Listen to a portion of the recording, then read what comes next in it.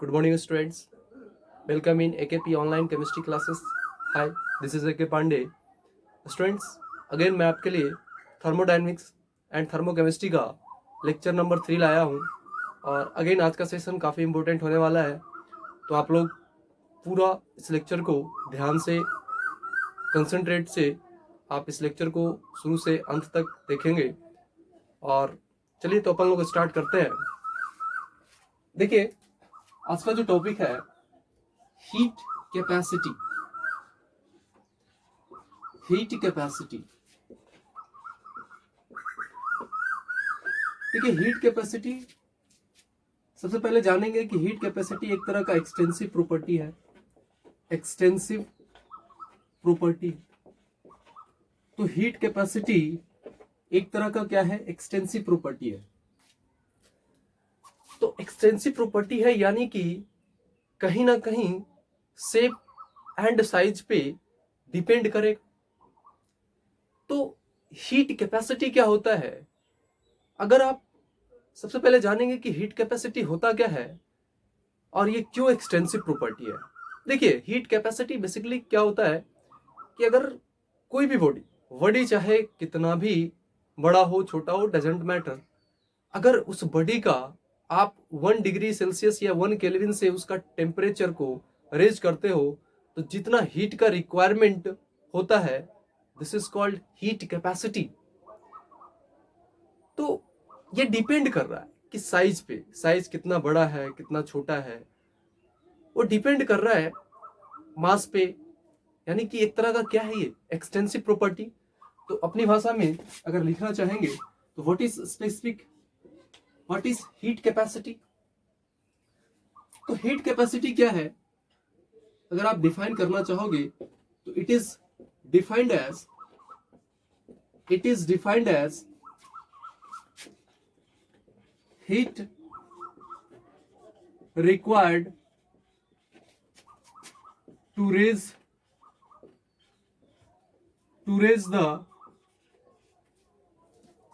temperature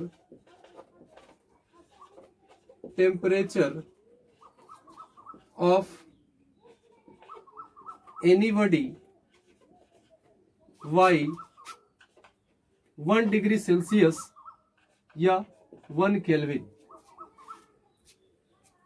तो किसी भी बॉडी का 1 डिग्री सेल्सियस या 1 केल्विन टेम्परेचर से अगर उसका टेम्परेचर को रेज करते हो, 1 डिग्री सेल्सियस से उसका टेम्परेचर अगर किसी भी बॉडी का रेज करते हो तो उसको रेज करने के लिए कितना हीट रिक्वायरमेंट होता है, this is called heat capacity. यानी कि अपन यही तो कर रहे, Q proportional to delta T होता है। तो अगर ये प्रोपोर्शनलिटी हटेगा तो Q equals to C delta T. तो यहां पे एक रिलेशन निकल के आया है, specific heat capacity. Here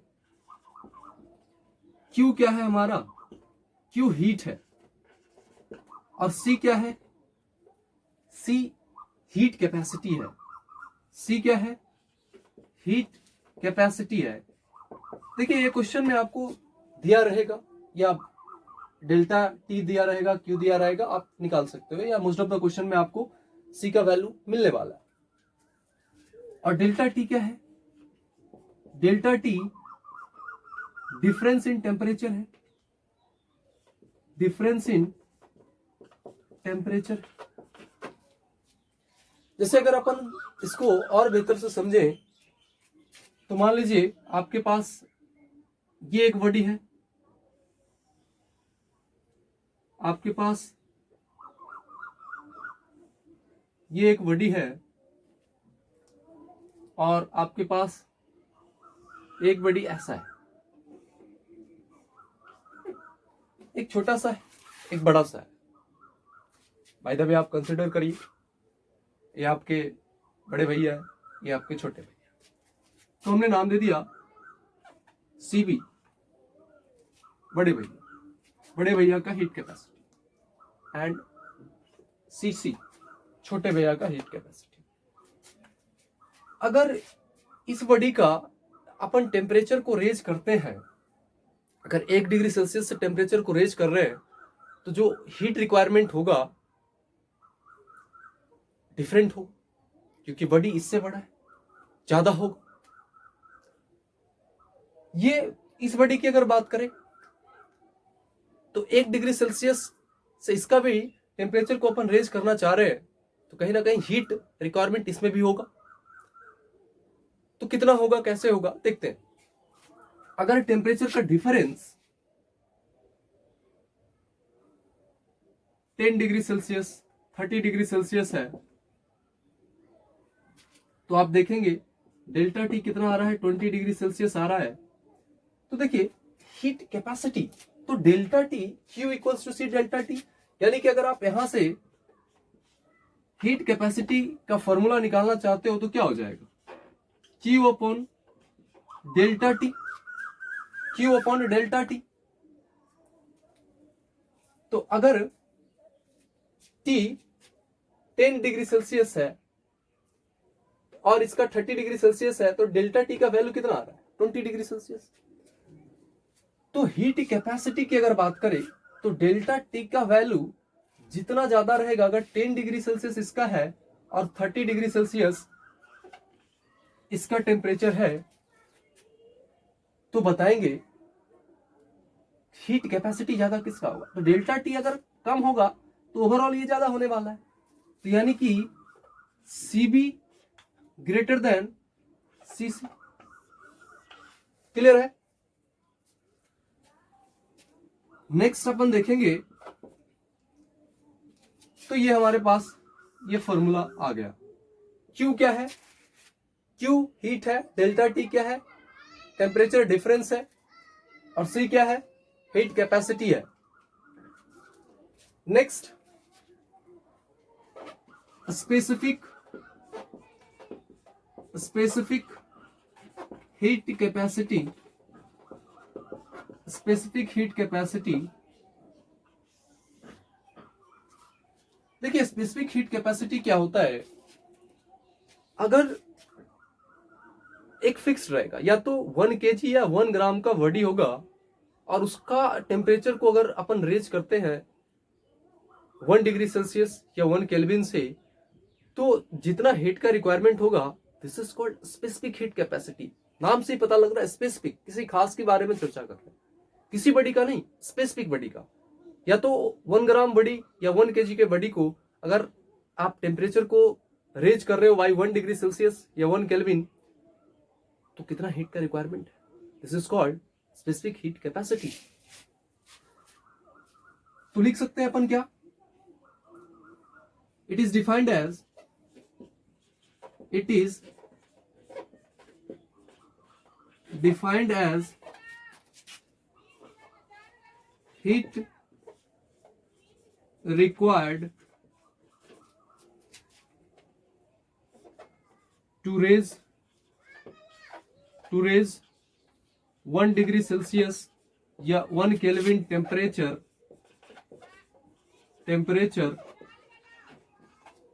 of 1 ग्राम या 1 kg body is known as specific heat capacity। तो स्पेसिफिक हीट कैपेसिटी क्या होता है, Q equals to ms delta T, this is called specific heat capacity.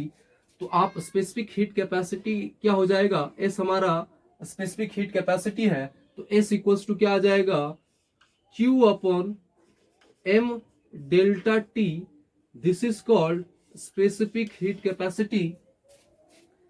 Here S क्या है हमारा, S is specific heat capacity, specific heat capacity, और Q क्या है, हीट, M क्या है, व्हाट इज M, M क्या है, mass of substance, and delta की T क्या है, टेम्परेचर डिफरेंस है, delta T is temperature difference. तो ये हमारा स्पेसिफिक हीट कैपेसिटी था। Heat required to raise 1 degree या 1 केल्विन टेम्परेचर ऑफ 1 ग्राम या 1 kg बॉडी या substance, 1 kg body या substance. This is known as specific heat capacity. तो चलिए फटाफट से इसको नोट करिए। नेक्स्ट देखते हैं। नेक्स्ट अपन देखेंगे मोलर हीट कैपेसिटी। हमने देखा हीट कैपेसिटी क्या होता है, स्पेसिफिक हीट कैपेसिटी क्या होता है। तो हीट कैपेसिटी में हमने देखा कि बड़ी कोई भी हो, कितना बड़ा हो कितना छोटा हो, ये मायने नहीं रख रहा था। किसी भी बड़ी का, एनी बड़ी का अगर टेम्परेचर को 1 डिग्री सेल्सियस से या 1 केल्विन से आप टेम्परेचर को रेज कर रहे थे, तो जितना हीट का रिक्वायरमेंट था, this is called heat capacity. फिर स्पेसिफिक हीट कैपेसिटी हमने देखा। Specific heat capacity means specific बड़ी या सब्सटेंस की बात हो रहा है। तो 1 ग्राम सब्सटेंस या 1 ग्राम या 1 kg का बॉडी हो, अगर उसका 1 डिग्री सेल्सियस या 1 केल्विन से टेम्परेचर को अगर आप रेज करते हो, तो उस टेम्परेचर को रेज करने के लिए जितना हीट का रिक्वायरमेंट था, this is called specific heat capacity. Next देखने वाले हैं मोलर हीट कैपेसिटी। तो students, molar heat capacity, molar heat capacity अपन डिनोट करेंगे सीएम से। तो ये मोलर हीट कैपेसिटी क्या होता है? देखिए हीट कैपेसिटी क्या हो रहा था, एनीबॉडी, यहां पे मोलर लग गया, मींस मोल्स का चर्चा अपन लोग करने वाले हैं। तो अगर 1 मोल सब्सटेंस का 1 डिग्री सेल्सियस या 1 केल्विन से टेम्परेचर को रेज करने में जितना हीट का रिक्वायरमेंट होता है, this is called molar heat capacity. Heat required to raise 1 degree Celsius या 1 kelvin temperature of 1 mole substance. 1 mole substance का अगर आप टेम्परेचर को 1 डिग्री सेल्सियस या 1 केल्विन से उसके टेम्परेचर को आप रेज करते हो, तो जितना हीट का रिक्वायरमेंट होता है is known as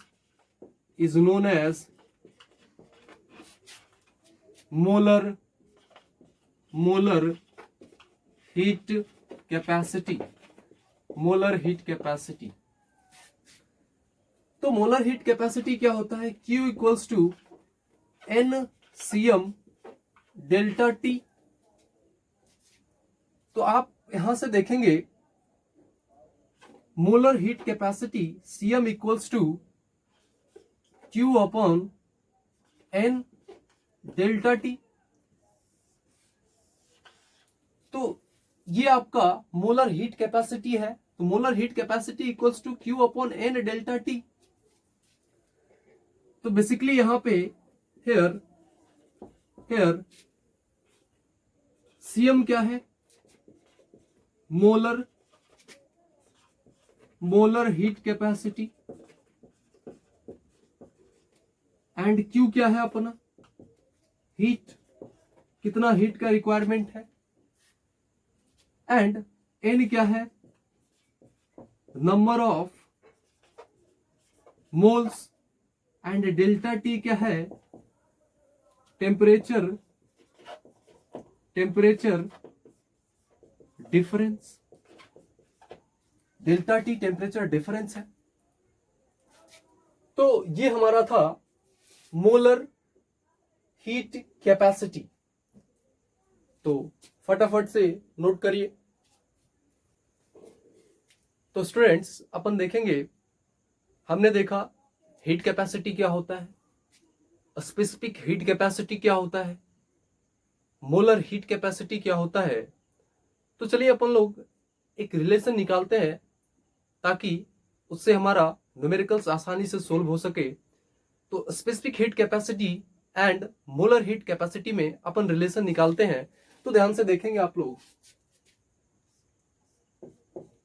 relation between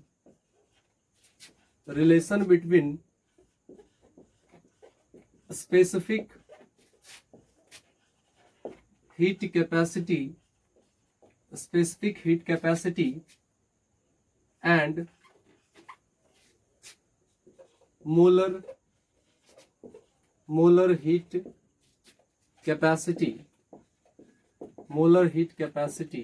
molar heat capacity को अपन सीएम से डिनोट करेंगे एंड स्पेसिफिक हीट कैपेसिटी को अपन एस से डिनोट करेंगे। तो आप ध्यान से देखेंगे इस रिलेशन को, तो देखिए specific heat capacity and molar heat capacity. तो स्पेसिफिक हीट कैपेसिटी क्या होता है, आप पढ़े हैं Q equals to MS delta T, Q equals to MS delta T. तो यहां से अगर आप S निकालते हो तो S equals to Q upon M delta T, ये हमारा स्पेसिफिक हीट कैपेसिटी का फॉर्मूला था। और इस side Q equals to NCM delta T, ये मोलर हीट कैपेसिटी का फॉर्मूला था। तो यहां से M इक्वल्स टू क्या हो जाएगा, तो आप अगर देखना चाहोगे तो बेसिकली क्या होगा, M equals to Q upon delta T into specific heat equals to M। और यहां से अगर आप देखोगे तो ये क्या होता है, N क्या था हमारा, नंबर ऑफ मोल्स। तो नंबर ऑफ मोल्स क्या होता है, नंबर ऑफ मोल्स N। तो N equals to given mass को स्मॉल m से डिनोट करेंगे अपॉन मोलर मास को अपन कैपिटल M से डिनोट कर रहे हैं। तो यहां N equals to M upon M आ जा रहा है। तो अगर आप इसको देखेंगे ध्यान से तो N क्या होगा हमारा, गिवन मास अपॉन मोलर मास Cm इंटू डेल्टा टी। तो अगर अपन देखें इसको तो इसको क्या करेंगे, यहां पुट करेंगे। तो बेसिकली क्या हो जाएगा, Q इक्वल्स टू के M के प्लेस पे आप यहां पे पुट करिए। तो M इक्वल्स टू क्या है, Q upon delta T S into M Cm into delta T. तो Q से Q कैंसिल हो गया, डेल्टा टी कैंसिल। तो यहां से Cm क्या हो जाएगा, ये जो आपका Cm था, तो Cm equals to what, Cm equals to S into M। तो ये रिलेशन आया हमारे लिए। S क्या है, हेयर S क्या है, specific heat capacity and M क्या है, मोलर मास एंड Cm क्या है, मोलर हीट कैपेसिटी।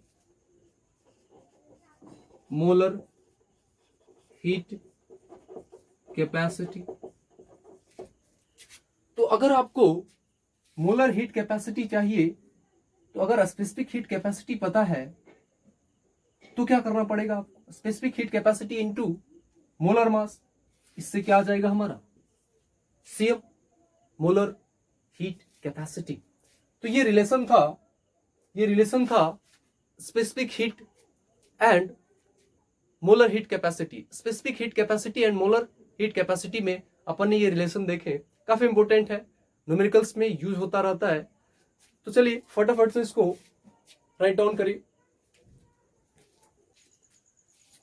तो स्टूडेंट्स नेक्स्ट देखेंगे, एक सवाल करेंगे।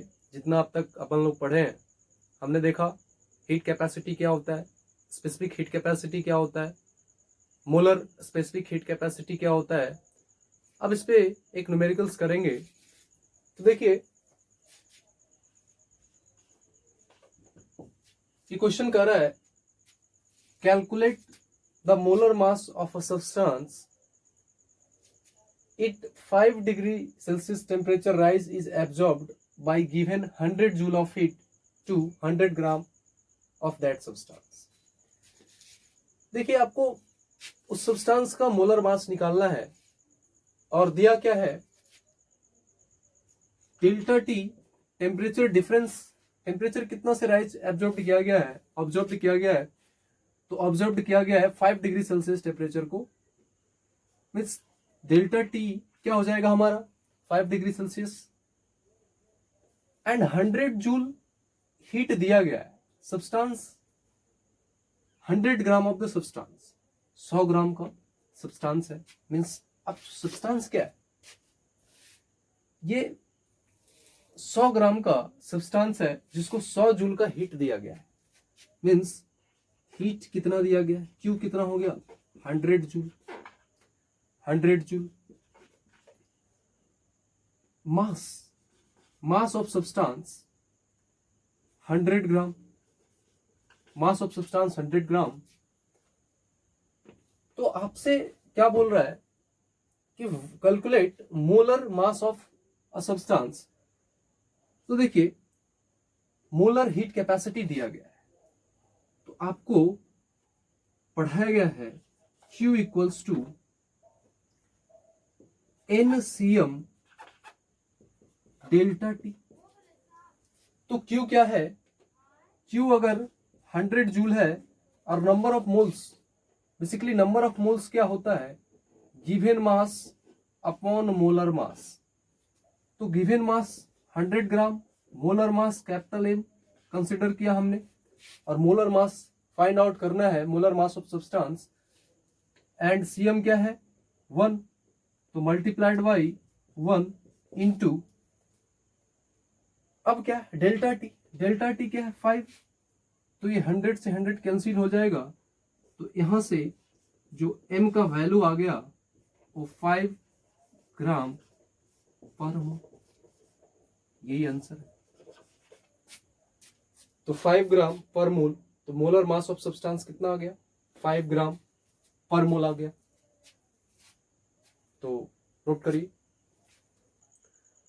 तो नेक्स्ट अपन लोग देखेंगे रिवर्सिबल एंड इरिवर्सिबल प्रोसेस। तो देखिए रिवर्सिबल एंड इरिवर्सिबल प्रोसेस में होता क्या है, सबसे पहले जानेंगे कि रिवर्सिबल प्रोसेस क्या है, इरिवर्सिबल प्रोसेस क्या है। देखिए रिवर्सिबल प्रोसेस की अगर बात करें तो जो उसका पी नेट होगा, मीन्स नेट प्रेशर की अगर बात करें तो नेट प्रेशर रिवर्सिबल प्रोसेस में क्या होगा, in any direction, P net any direction में हो सकता है। कहने का मतलब अगर आपके पास इसमें गैस भरा हुआ है, इस कंटेनर में गैस भरा हुआ है, और यहां से अपन एक पिस्टन लगा दिया हमने, ये हमारा क्या है, ये पिस्टन है। इस पिस्टन को आप क्या करोगे, पुश करिए, तो गैस जो प्रेशर लगेगा वो कहां लगेगा, गैस पे। कोई ऐसा सिचुएशन भी तो आ सकता है जब गैस प्रेशर लगाए, तो गैस प्रेशर लगा सकता है, या पिस्टन को आप कंप्रेस करेंगे तो भी प्रेशर होगा, या फिर गैस सिस्टम पे प्रेशर लगाएगा तो एक्सपेंशन होगा। तो यहां से आप रिवर्सिबल प्रोसेस में कैसे पता कर सकते हो कि कौन सा रिवर्सिबल प्रोसेस है, कौन सा इरिवर्सिबल प्रोसेस है। तो इस मूवेबल पिस्टन को अगर आप कंप्रेस्ड करोगे या दोनों दोनों साइड से, या तो आप गैस इस पे प्रेशर लगाएगा या फिर पिस्टन, मूवेबल पिस्टन जो है गैस पे प्रेशर लगाएगा। तो एनी डायरेक्शन जो पीनेट होगा इन एनी डायरेक्शन, तो क्या कहलाएगा, this process is known as reversible process. Reversible process में बेसिकली क्या हुआ, हमने एक कंटेनर में गैस रखा, इस कंटेनर में गैस रखा और ऊपर पिस्टन लगा दिया, तो पिस्टन को आप कंप्रेस करेंगे या फिर जो गैस है वो सिस्टम पे क्या करेगा, वर्क करेगा। तो या तो ये गैस प्रेशर लगाएगा आपके ऊपर या फिर आप उस पे गैस पे प्रेशर लगाइए, दोनों सिचुएशन हो सकता है। मीन्स जो पीनोट होगा, जो पीनेट प्रेशर है, नेट प्रेशर, वो डिपेंड कर रहा है इन एनी डायरेक्शन, किसी भी डायरेक्शन से आप पीनेट को क्या कर सकते हो, फाइंड आउट कर सकते हो। Means P net can be any direction, this is known as reversible process.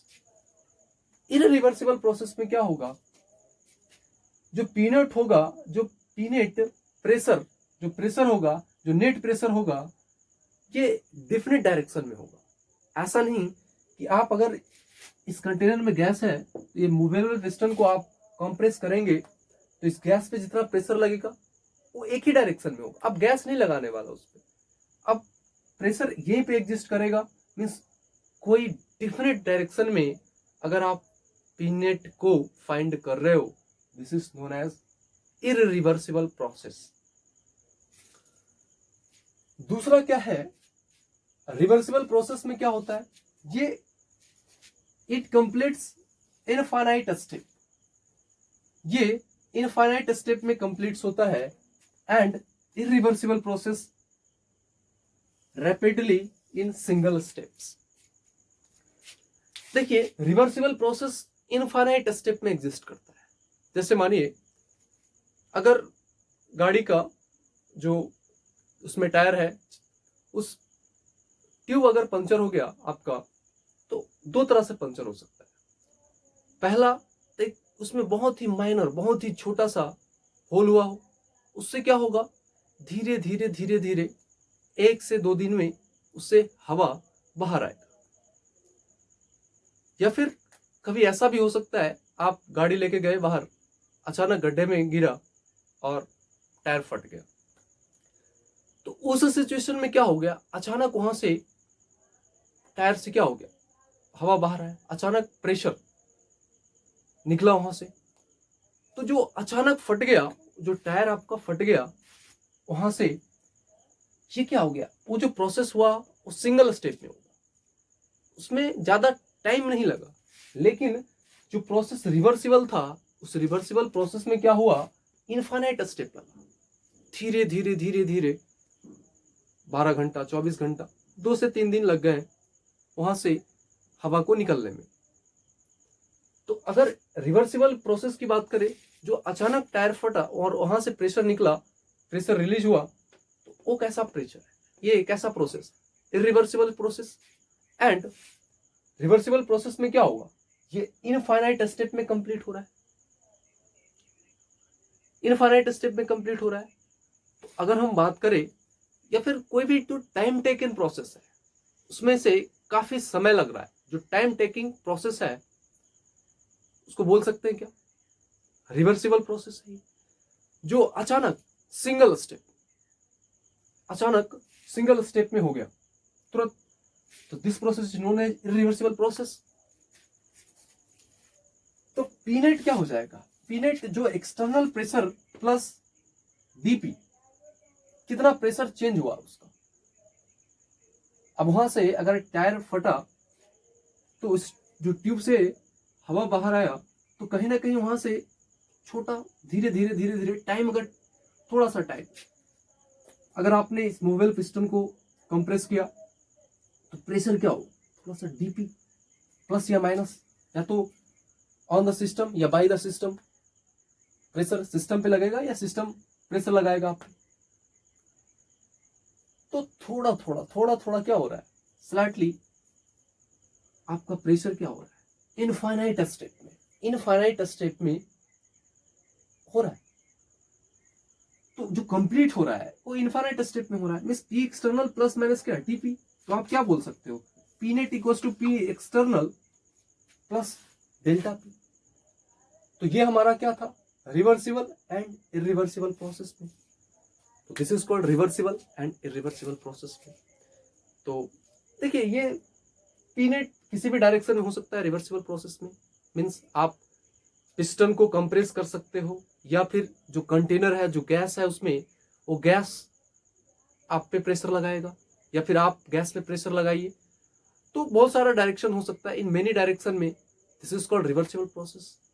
और वो अगर इरिवर्सिबल प्रोसेस की बात करें तो irreversible process always be in definite direction, और डिफिनिट डायरेक्शन में होगा।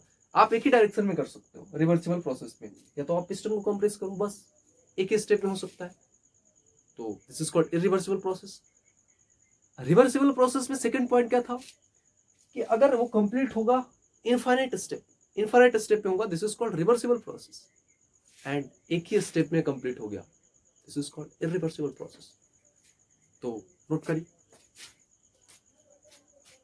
देखिए एक तरीके से और समझते हैं रिवर्सिबल एंड इरिवर्सिबल प्रोसेस को। रिवर्सिबल एंड इरिवर्सिबल प्रोसेस को देखते हैं। देखिए अगर आप एक 10 kg का ब्लॉक लेते हो, उस 10 kg के ब्लॉक को टेक 10 kg ब्लॉक, आप 10 kg का एक ब्लॉक लेते हो, तो आप क्या करो, या तो दो सिचुएशन होगा, उस 10 kg ब्लॉक को आप क्या करो, सीधा का सीधा 10 का 10 kg का रख दो इस कंटेनर में। दूसरा क्या करेगा, उस 10 kg को 10 इक्वल पार्ट्स में डिवाइड करेगा, मींस एक एक kg का ब्लॉक को रखेगा 1 by 1। तो यहां पे अपन क्या करेंगे, 1 kg का ब्लॉक लिख रखा है, 1 kg का ब्लॉक है, 1 kg का ब्लॉक है, 1 kg का ब्लॉक है, डॉट डॉट डॉट। तो आप 1 kg का जो ब्लॉक है वो 10 ब्लॉक आपने रखा, 1 kg का 10 ब्लॉक आपने इस पे रखा। तो अब क्या होगा, आप 1 by 1 रखते जाइए। तो जब आपने एक ब्लॉक को जब इस पे आपने प्लेस्ड किया, आप 1 kg ब्लॉक को इस पे प्लेस्ड किया, तो पहले इसका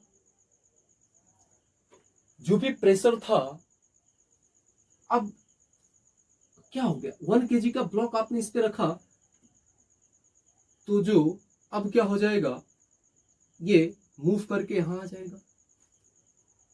आपने फिर 1 kg का ब्लॉक रखा, उसी टाइप से 10 ब्लॉक रखते गए, तो क्या होता जाएगा, धीरे धीरे दूसरा केजी, सेकंड 1 kg का ब्लॉक रखा, यहां आएगा, यहां आएगा, यहां आएगा, तो धीरे धीरे क्या होता जा रहा है, नीचे आता जा रहा है।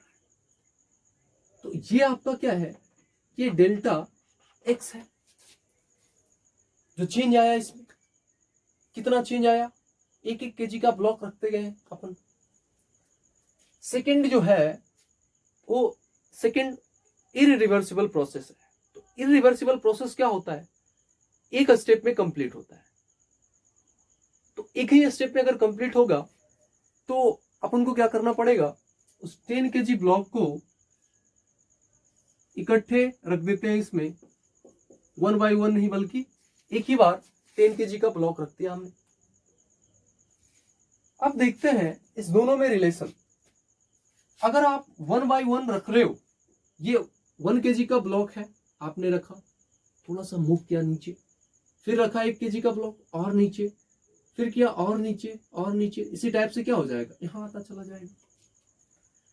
तो आप 1 kg का ब्लॉक जैसे जैसे आप रखते जा रहे हो, ये क्या हो रहा है, यहाँ पे आया, मीन्स प्रेशर अब क्या हो रहा है, वॉल्यूम तो आपका कम हो, आपने 1 बाई 1 करके 10 ब्लॉक को 1-1 केजी का 10 ब्लॉक आपने रखा, तो चलिए पहला आपने 1 केजी का ब्लॉक रखा तो वॉल्यूम क्या हो गया, घटा, फिर 1 केजी का रखा और घटा और रखा और घटा, तो धीरे धीरे क्या हो रहा है, वॉल्यूम आपका अगर घट रहा है तो प्रेशर क्या होगा, इंक्रीज करेगा। तो यहां पे आया, फिर उसी टाइप से आप करते जाएंगे, इसी टाइप से आप करते जाएंगे, इसी टाइप से आप रखते जाएंगे, तो क्या हो जाएगा, वॉल्यूम कम रहा है, मीन्स प्रेशर उस पर बढ़ रहा है। अब क्या हो जाएगा, यहां पे आएगा, इस टाइप से आएगा, इस टाइप से आएगा, और ये पैरेलल चलता जाएगा। तो ये आपका क्या था, ये फर्स्ट स्टेप है, ये सेकेंड स्टेप है, और ये क्या है आपका, ये nth स्टेप है, ये nth स्टेप है आपका। तो यहां से क्या पता लग रहा है, यहां से पता लग रहा है कि अगर आप ये जो वर्क हो रहा है यहां पे, अगर आप जो प्रेशर देख रहे हो पी और वी कर्व का, ये इनफाइनाइट स्टेप में हो रहा है, ये जो कंप्लीट हो रहा है ये इनफाइनाइट स्टेप में कंप्लीट हो रहा है, कौन, रिवर्सिबल प्रोसेस में। और इसमें क्या हो रहा है, इरिवर्सिबल प्रोसेस में एक ही स्टेप में हो रहा है।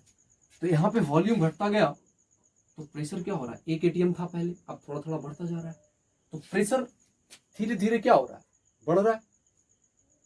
मीन्स ये जो प्रोसेस हुआ, first step, second step, third step, फिर जाके nth स्टेप पे जाके कंप्लीट हुआ। मीन्स रिवर्सिबल प्रोसेस में मेनी स्टेप में जाके कंप्लीट हो रहा है, और इरिवर्सिबल प्रोसेस में क्या हो रहा है, सिंगल स्टेप में कंप्लीट हो रहा है। तो आई थिंक अब इसमें क्लैरिटी आ गया होगा। तो अगर हम इसका वर्क डन निकालना चाह रहे हैं इस पी और वी कर्व का, तो आपको क्या करना पड़ेगा, इंटीग्रेट करना पड़ेगा। अगर इस टाइप का वर्क डन निकालना चाह रहे हो तो क्या हो जाएगा, वर्क इक्वल्स टू इंटीग्रेटिंग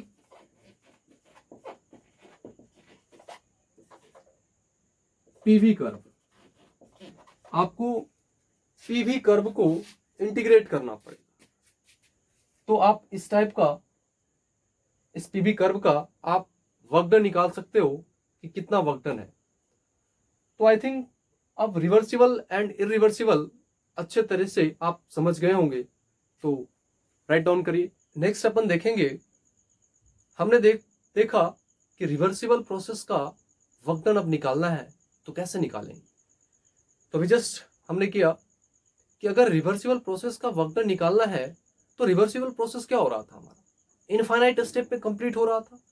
हमने देखा एक पीवी कर्व देखा, उस पीवी कर्व का अगर वर्क डन निकालना है तो वो तो इनफाइनाइट स्टेप में कंप्लीट हो रहा था। तो वहां पे क्या करना पड़ेगा, इंटीग्रेटिंग पीवी कर्व। तो वहां से हमारा रिवर्सिबल प्रोसेस का वर्क डन आएगा, क्योंकि रिवर्सिबल प्रोसेस क्या हो रहा था, इनफाइनाइट स्टेप में कंप्लीट हो रहा था। हमने एक एग्जांपल भी देखा कि एक तो 10 केजी का ब्लॉक है, तो इरिवर्सिबल प्रोसेस में आप सीधा का सीधा एक स्टेप में कंप्लीट होगा, तो आप सीधा का सीधा 10 केजी का ब्लॉक का आप क्या रखोगे, एक ही बार रख दोगे। और रिवर्सिबल प्रोसेस में 10 केजी का ब्लॉक 1 बाई 1 करके रख रहे थे। तो हमने देखा क्या, 1 केजी का ब्लॉक रखा तो थोड़ा सा जो फोर्स लगा उस पे, उसके चलते डिस्टेंस कुछ डेल्टा एक्स था, डेल्टा एक्स डिस्टेंस लिया हमने, फिर 1 केजी का रखा और नीचे जाएगा, फिर डेल्टा एक्स डिस्टेंस आएगा उसमें। तो अब हम चाह रहे हैं कि रिवर्सिबल प्रोसेस का वर्क डन निकालना, कि रिवर्सिबल प्रोसेस में वर्क डन कैसे फाइंड आउट करेंगे। तो चलिए देखते हैं, रिवर्सिबल प्रोसेस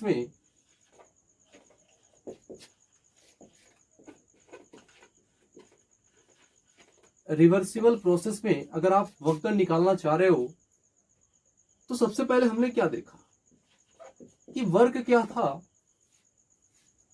वर्क आप देख रहे थे कि वो जो ब्लॉक था 10 kg का ब्लॉक हमने ले रखा था जस्ट इसके पहले, उस पर थोड़ा सा फोर्स दिया 1 kg का ब्लॉक और उसका डिस्टेंस हुआ, तो वर्क इक्वल्स टू क्या अपन लिख सकते हैं, फोर्स इनटू डिस्टेंस।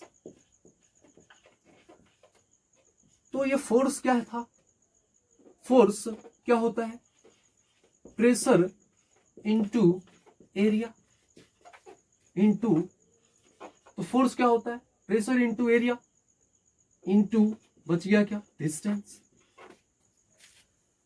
तो एरिया इनटू डिस्टेंस क्या होता है, एरिया इनटू डिस्टेंस क्या होता है,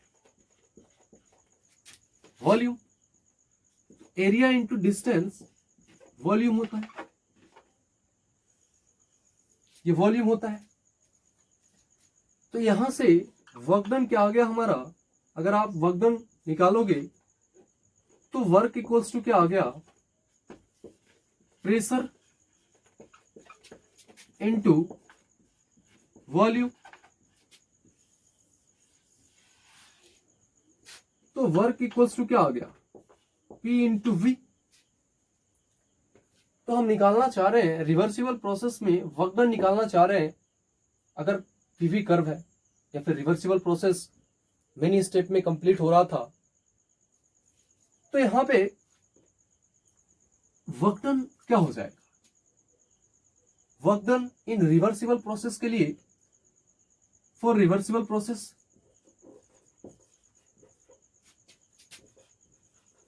reversible process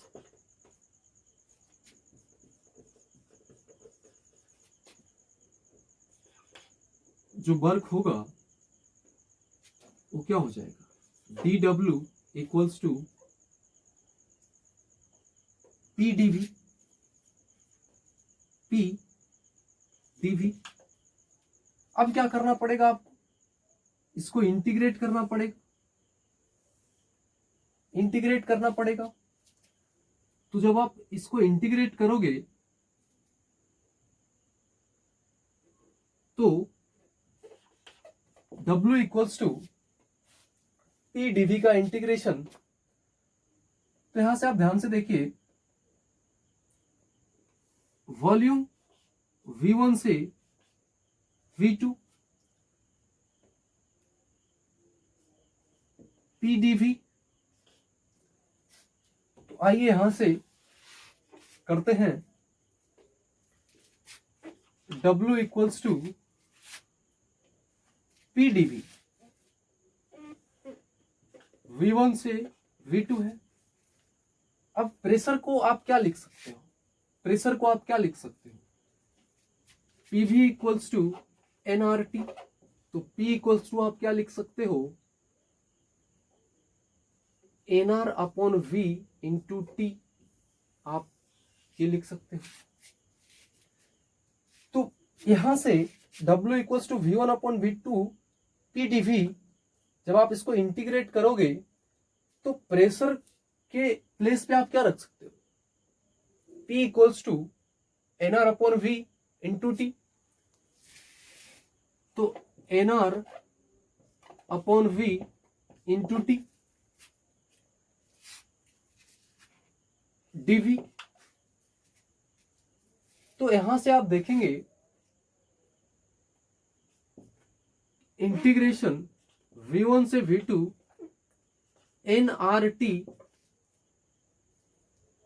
upon V dV। तो N R और T, अगर हम आइसोथर्मल कंडीशन अपन लेते हैं कि प्रोसेस कैसा है, आइसोथर्मल रिवर्सिबल प्रोसेस है, आइसोथर्मल आइसोथर्मल। तो आइसोथर्मल में क्या होता है, T इक्वल्स टू कॉन्स्टेंट। तो अगर टेम्परेचर भी कॉन्स्टेंट हो जाए, T इक्वल्स टू कॉन्स्टेंट, तो N R और T कॉन्स्टेंट हो जाएगा। तो कॉन्स्टेंट का तो इंटीग्रेशन होता नहीं है, ये बाहर चला आएगा। तो N R T integration V1 से V2 क्या हो जाएगा, 1 अपॉन V इंटू dV। तो 1 अपॉन V का इंटीग्रेशन जब आप करोगे तो क्या आ जाएगा, nRT ln V2 minus V1। तो 1/v का जब इंटीग्रेशन करोगे तो क्या हो जाएगा, nRT ln V। तो यहां से वर्क डन क्या आ जाएगा, ln V, V1 से V2। तो nRT फिर यहां से क्या आ जाएगा, ln V2 minus ln V1। तो आप देखेंगे अगर आप इसको लॉग में चेंज करते हो तो वर्क डन आपका निकल के आ जाएगा nRT लॉग। जब आप उसको लॉग में चेंज करोगे तो ध्यान देना है आपको, लॉग ए बेस ए होता है और ln की बात करें तो ई होता है। मीन्स आपको 2.303 से क्या करना पड़ेगा, मल्टीप्लाई करना पड़ेगा ln को लॉग में बदलने के लिए 2.303। तो क्या हो जाएगा ये 2.303 nRT log V2 upon V1। तो ये हमारा वर्क डन का फॉर्मूला आ गया। अब देखिए माइनस होगा, minus 2.303 nRT log V2 upon V1 इसलिए होगा, आपको साइन कन्वेंशन बताएंगे जैसे इसके बाद बताने वाले हैं साइन कन्वेंशन। देखिए थर्मोडायनेमिक्स और केमिस्ट्री में साइन कन्वेंशन अलग होता है। केमिस्ट्री में थोड़ा सा साइन कन्वेंशन ध्यान में रखना पड़ता है आपको। तो ये साइन कन्वेंशन जब बताएंगे तो आपको क्लैरिटी आ जाएगा। यहाँ पे क्या होगा, माइनस होगा, minus 2.303 nRT log V2 upon V1।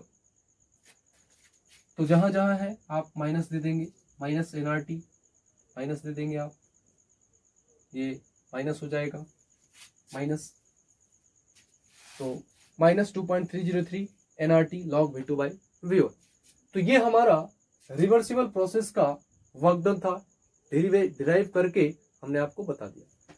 तो फटाफट से इसको नोट करिए। तो स्टूडेंट्स हमने अभी जस्ट देखा work done in reversible isothermal process में क्या देखा, work done W equals to minus 2.303 nRT log V2 upon V1। ये जो वर्क डन था फॉर रिवर्सिबल आइसोथर्मल प्रोसेस। तो ये किसके लिए वर्क डन था, work done for reversible isothermal process. तो ये फॉर्मूला जस्ट अपन ने भी जस्ट डिराइव किया कि work done equals to minus 2.303 nRT log V2 upon V1। तो आपको पता है आइसोथर्मल, ये कंडीशन क्या था, आइसोथर्मल। आइसोथर्मल में टी टेम्परेचर क्या होता है, कांस्टेंट। तो आइसोथर्मल में आपने रिलेशन देखा है कि आइसोथर्मल के केस में PV इक्वल्स टू कांस्टेंट। तो जब PV इक्वल्स टू कांस्टेंट आ रहा था तो P1 V1 equals to P2 V2। तो P1 upon P2 equals to V2 upon V1। तो आप यहां से देखेंगे कि जो वर्क डन हो जाएगा, वर्क डन का जो फॉर्मूला आएगा यहां से माइनस 2.303 nRT log, प्रेशर के केस में क्या हो जाएगा, P1 अपॉन P2। अगर वॉल्यूम हो तो V2 upon V1 log V2 upon V1। और अगर प्रेशर हो तो वर्क डन निकालना है, रिवर्सिबल आइसोथर्मल प्रोसेस के लिए वर्क डन निकालना है। तो minus 2.303 nRT log P1 upon P2। तो प्रेशर के केस में P1 upon P2 and volume के केस में V2 upon V। तो नोट करिए। तो चलिए अपन देखते हैं साइन कन्वेंशन कि आपको साइन कैसे लेना है। तो साइन कन्वेंशन अपन लोग देखते हैं, साइन कन्वेंशन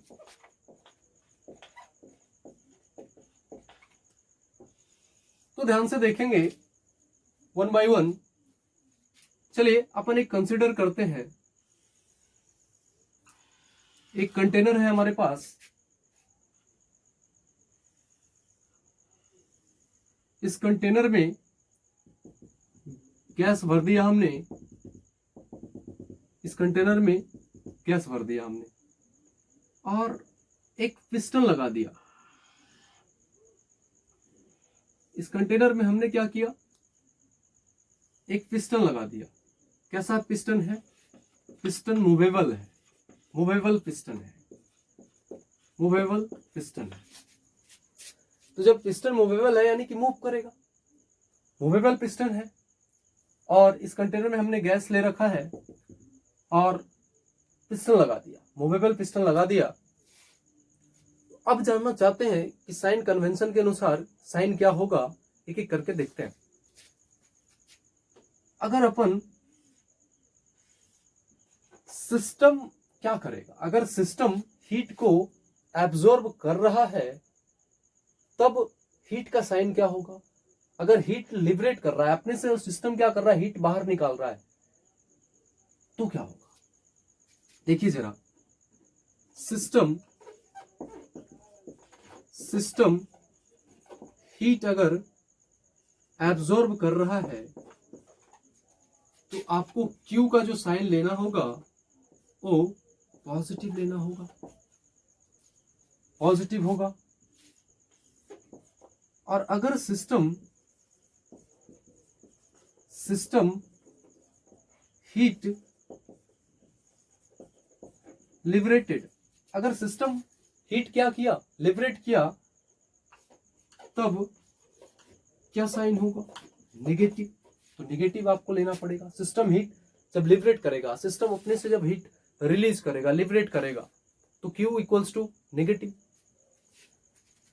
अगर अपन वर्क के केस में देखें तो वर्क के केस में क्या होगा, ये जो गैस है, अगर work done on the gas, आप पिस्टन को दबाइए, मूवेबल पिस्टन है तो पिस्टन को आप दबाइए, मूवेबल पिस्टन है तो वर्क डन होगा गैस पे।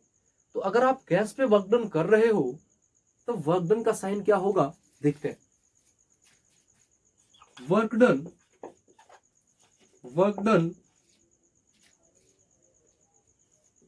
On the gas, work done on the gas means कैसा सिचुएशन है, क्या कर रहे हो आप, कंप्रेस कर रहे हो।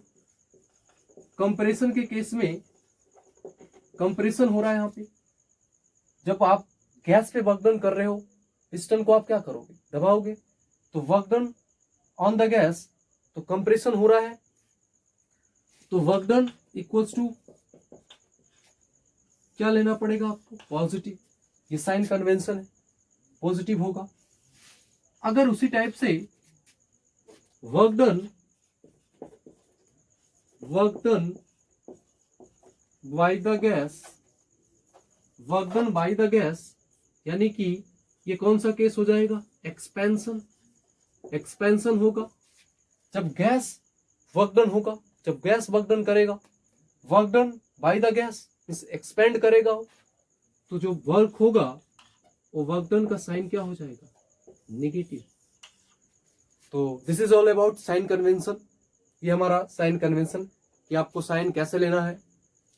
वर्क डन, जब work done on the system होगा तो पॉजिटिव होगा, बाय द सिस्टम होगा नेगेटिव होगा। जब सिस्टम अगर अपने से हीट रिलीज कर रहा है, लिबरेट कर रहा है, तो नेगेटिव लेना पड़ेगा आपको साइन। अगर एब्जॉर्ब कर रहा है तो पॉजिटिव लेना पड़ेगा। तो that's all about sign convention. तो फटाफट से इसको नोट करिए, नेक्स्ट टॉपिक देखते हैं। तो चलिए नेक्स्ट अपन देखते हैं रिवर्सिबल प्रोसेस में वर्क डन कैसा होगा। तो रिवर्सिबल प्रोसेस में वर्क डन कैसा होगा ये तो हम लोग देख चुके हैं, इंटीग्रेट करके हमने फॉर्मूला को प्रूव किया था। अब इरिवर्सिबल प्रोसेस हो तो वर्क डन कैसा होगा देखते हैं। देखिए ये तो आपको बता चुके हैं कि इसमें गैस है, इसमें गैस है और ये पिस्टन लगा हुआ है, मूवेबल पिस्टन है। तो आप अगर वर्क डन करोगे तो अगर आप पिस्टन को देखेंगे तो इनिशियल वॉल्यूम क्या था, पिस्टन को जब आप कंप्रेस करोगे तो ये उठ के यहां से यहां तक यहां चला आएगा, तो ये V इनिशियल था। अब क्या होगा जब आप फिर इसको वर्क डन करोगे तो यहां से यहां तक का डिस्टेंस तो D है और ये x क्या था, डिस्टेंस है, ये D x डिस्टेंस है और ये V फाइनल। तो फाइनल वॉल्यूम आपका क्या हो रहा है, ये यहां आ जा रहा है, तो V फाइनल है ये। तो आपको ये भी बताया गया है कि work equals to force into distance. तो फोर्स क्या होता है, pressure into area into distance. तो वर्क क्या हो जाएगा, तो फोर्स तो प्रेशर इंटू एरिया हो रहा था, तो work equals to pressure into volume. तो वर्क इक्वल्स टू क्या लिखोगे, P इंटू डेल्टा V। तो वर्क इक्वल्स टू एक फॉर्मूला निकल के आया, P इक्वल्स टू माइनस, अगर वर्क डन की बात करें तो W equals to minus P delta V। तो W क्या है, देखो दो केस हमने देखा, साइन कन्वेंशन में दो केस हमने देखा। अगर work done on the system, अगर सिस्टम पे वर्क डन हो रहा है तो वर्क डन क्या आ रहा था, पॉजिटिव आ रहा था। और work done by the system हमने देखा तो नेगेटिव आ रहा था। तो work done on the system means कौन सा केस था, कंप्रेशन था, कंप्रेस कर रहे थे। और work done by the system expansion हो रहा था। तो जब आप कंप्रेशन कर रहे थे तो V इनिशियल वॉल्यूम, कंप्रेशन में इनिशियल वॉल्यूम क्या था, फाइनल से ज्यादा था, V फाइनल से ज्यादा था, V initial greater than V final. तो work done equals to minus P delta V। तो डेल्टा V का वैल्यू क्या हो जाएगा, जब V initial greater than V final तो फाइनल माइनस इनिशियल नेगेटिव आ रहा है। तो ओवरऑल वर्क डन क्या जा रहा है, कंप्रेशन के केस में पॉजिटिव, एक्सपेंशन के केस में V final greater than V initial. तो जब एक्सपेंशन होगा, work done by the system होगा, एक्सपेंशन होगा, तो एक्सपेंशन के केस में डेल्टा V पॉजिटिव है, यानी कि वर्क डन क्या आ रहा है, नेगेटिव। तो ये जो वर्क डन है W equals to minus P delta V, W equals to minus P delta V, this is called, ये इरिवर्सिबल प्रोसेस का वर्क डन है। तो चलिए अपन लोग कुछ न्यूमेरिकल्स देखते हैं, नोट करिए फटाफट से। तो चलिए अपन एक न्यूमेरिकल्स देखते हैं। देखिए क्वेश्चन क्या कह रहा है, क्वेश्चन कह रहा है फाइंड वर्क डन व्हेन, आपको वर्क डन निकालना है। इसमें 2 मोल हाइड्रोजन गैस है, उस 2 मोल हाइड्रोजन गैस रखा हुआ है एक कंटेनर में। उस 2 मोल गैस को आप आइसोथर्मली, मींस आइसोथर्मली बोले तो क्या, आइसोथर्मल है, आइसोथर्मली आप एक्सपेंड कर रहे हो एट कांस्टेंट प्रेशर। प्रेशर कैसा है, कांस्टेंट है। तो कांस्टेंट प्रेशर एक एटीएम का प्रेशर है, प्रेशर तो कांस्टेंट है और वॉल्यूम जो चेंज कर रहा है 15 to 50 लीटर। तो आपको वर्क डन निकालना है इसके केस में कि वर्क डन क्या होगा। देखिए सबसे पहले तो मन में सवाल उठ रहा है, हमने 2 वर्क डन पढ़ा, एक रिवर्सिबल के केस में और दूसरा इरिवर्सिबल के केस में वर्क डन क्या होगा। तो रिवर्सिबल के केस में तो वर्क डन हमने देखा माइनस 2.303 nRT log V2/V1। लेकिन अब पहले तो जानना पड़ेगा कि प्रोसेस कौन सा है, रिवर्सिबल प्रोसेस है, इरिवर्सिबल प्रोसेस है। तो रिवर्सिबल प्रोसेस की अगर बात करें तो आपको पता है, देखिए रिवर्सिबल एंड इरिवर्सिबल प्रोसेस की आप कैसे पहचानोगे, इरिवर्सिबल प्रोसेस है तो इरिवर्सिबल प्रोसेस में क्या होगा, प्रेशर कांस्टेंट होगा, प्रेशर कांस्टेंट। तो अगर प्रेशर कांस्टेंट है तो इरिवर्सिबल का फॉर्मूला अप्लाई करिए वर्क डन के लिए। रिवर्सिबल प्रोसेस कैसे आप फाइंड आउट करोगे कि कौन सा आप क्वेश्चन में दिया गया है कैसे पता करोगे कि रिवर्सिबल प्रोसेस है। तो रिवर्सिबल प्रोसेस के केस में आपको क्या देखना पड़ेगा, आइसोथर्मल मीन्स टेम्परेचर अगर कांस्टेंट है तो प्रोसेस रिवर्सिबल है। तो आप यहां से क्या करोगे, चलिए आपके पास एक फॉर्मूला आया था, work done equals to minus P delta V. तो माइनस पी डेल्टा वी, तो आप अगर यहां से देखोगे तो प्रेशर कितना है 1 एटीएम का, 1 एटीएम का प्रेशर है, इनटू डेल्टा वी की अगर बात करें तो फाइनल माइनस इनिशियल मीन्स 15, तो ये आ रहा है 35। कितना आ रहा है minus P delta we minus 35 आ रहा है, ये माइनस 35। अब देखेंगे ध्यान से ये किसमें आ रहा है, एटीएम लीटर, ये एटीएम लीटर में आ रहा है, लेकिन ऑप्शन तो दिया नहीं है इसमें, कैलोरी या किलो कैलोरी में दिया है। तो साइड में आप लिखेंगे 1 ATM litre equals to 101.3 joule. 1 ATM litre equals to 101.3 joule. और आपको देखिए एक calorie equals to 1 calorie equals to 4.18 joule होता है। तो आप यहां से देखेंगे 35 मल्टीप्लाइड बाई 101.3, ये किस में हो जाएगा, जूल में हो जाएगा। तो आप यहां से निकालोगे तो कितना आ जाएगा 101.3, और 35 से जब आप मल्टीप्लाई करोगे 5 एंड कितना हो जाएगा 3, 5 एंड पॉइंट, तो आ गया 3545.5, ये जूल में आया है। अब इस जूल को, इतना जूल आ रहा है क्या, जूल में नहीं दिया है। आप इसको अगर चेंज करना चाहोगे किस में करना पड़ेगा आपको, कैलोरी में। तो आपको पता है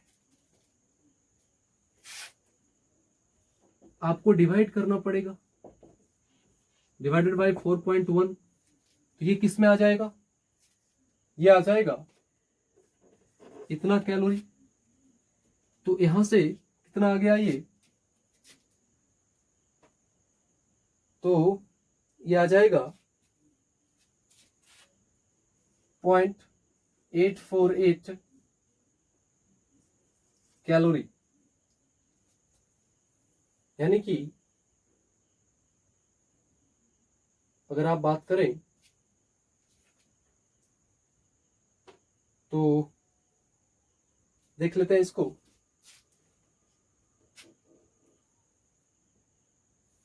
तो ये जूल में था। तो आपको पता है क्या, 4.18 जूल इक्वल्स टू 1 कैलोरी, तो 1 जूल इक्वल्स टू 1/4.18, तो आपको निकालना कितना में है 3545 पॉइंट इतना joule equals to 1/4.18 into 3545 point इतना जूल। तो अगर आप इसको करोगे तो ये किस में आएगा, ये कैलोरी में आएगा। तो आप देखोगे जब आप इसको कट आउट करोगे तो ये आ जाएगा 848 कैलोरी के आसपास। मीन्स अगर देखा जाए तो कौन सा अप्रोक्स आंसर मैच कर रहा है, ए। तो आपका आंसर क्या आ गया, आंसर ए आ गया। तो फटाफट से नोट करिए इसको। तो चलिए अपन एक क्वेश्चन और करते हैं नेक्स्ट। देखिए इस सवाल में क्या कर रहा है, आपको वर्क डन कैलकुलेट करना है। 2 मोल हाइड्रोजन गैस लिया गया है और उसको एक्सपेंड आइसोथर्मली, आइसोथर्मली एक्सपेंड कर रहे हैं, आइसोथर्मली एंड रिवर्सिबली। तो आपको बताया गया है, देखिए सबसे पहले आपको बता देते हैं यूनिवर्सल गैस कांस्टेंट जो आर है, आर हमारा क्या है, universal gas constant, universal gas constant. तो अगर आपको आर का वैल्यू 8.314 जूल में अगर लेना है तो आप इतना में लेंगे आर का वैल्यू। अगर आप आर का वैल्यू 0.0821 ये किस में आएगा, लीटर एटीएम में, ये वैल्यू आर का लीटर एटीएम में आएगा। और नेक्स्ट अगर आप कैलोरी में लेना चाहोगे तो आर का वैल्यू आपको 2 पुट करना पड़ेगा, तो ये कैलोरी में हो गया। सवाल कर रहा है, क्वेश्चन हमारा है कि 2 मोल्स ऑफ हाइड्रोजन गैस को अगर आप एक्सपेंड कर रहे हो, कैसे कर रहे हो, आइसोथर्मली एंड रिवर्सिबली, तो उसका वर्क डन निकालना है। तो जस्ट हमने आज ही प्रूफ किया है, work done in isothermal reversible process में जो वर्क डन था वो था -2.303 nRT। अगर वॉल्यूम के केस में देखना चाहते हो तो log V2/V1 था। तो यहां से वर्क डन इन आइसोथर्मली रिवर्सिबल प्रोसेस में वर्क डन निकल जाएगा। तो चलिए पुट करिए, -2.303 मोल्स कितना दे रहा है, मल्टीप्लाइड बाई 2 R, किसमें लेना है।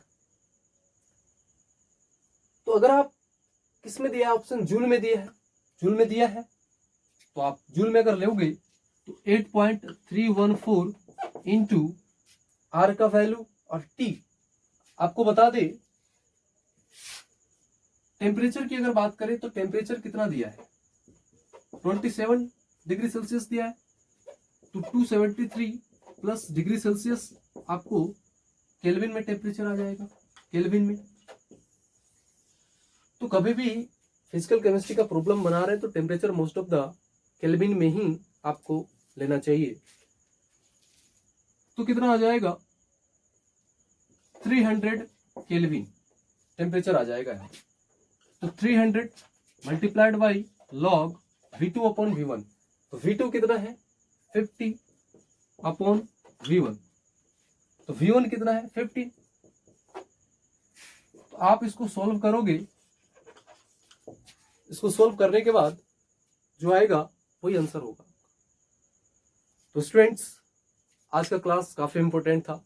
हमने रिवर्सिबल एंड इरिवर्सिबल प्रोसेस का चर्चा किया, heat capacity, molar heat capacity, specific heat capacity. और देखिए ये जो चैप्टर है नीट एंड जेई की बात करें तो 1 से 2 क्वेश्चन फिक्स है, हर साल आना ही आना है इस चैप्टर से। तो आप इस चैप्टर को सीरियसली पढ़ते रहिए और होमवर्क को सीरियसली करते जाइए। और जितना भी प्रॉब्लम हमने आज क्लास में कराया है उसको घर पे जाके आज फिर से अपने से कोशिश करेंगे, फिर से बनाएंगे और कॉन्सेप्ट को सोचेंगे जाके आज घर पे। तो दैट्स ऑल, आज के लिए इतना ही रखते हैं।